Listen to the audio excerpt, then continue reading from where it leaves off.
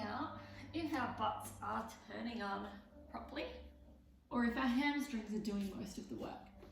So come down with me onto the floor and just relax your feet onto the floor, and we're going to check if your hamstring is more dominant than your glutes or if your glutes are more dominant than your hamstrings.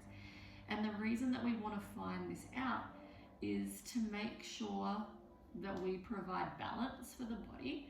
And if for some reason you don't feel your butt, then we can create a solution for you to feel it properly.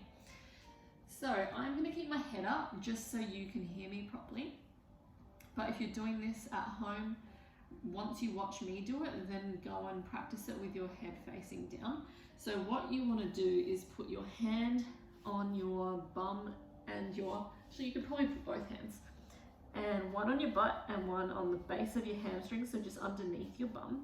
And what you want to do is see if you can lift the leg and put it down, so keeping your leg completely straight.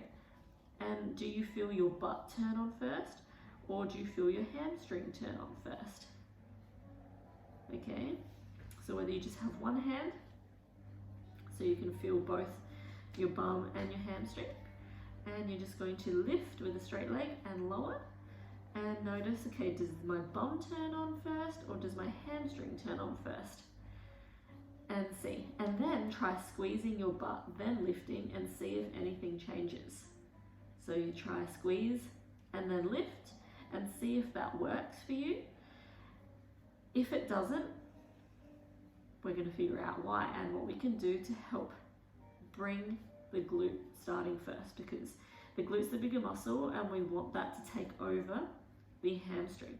Now the next thing is we're going to lift, and you're just going to hold for a few counts and see if the squeeze maintains.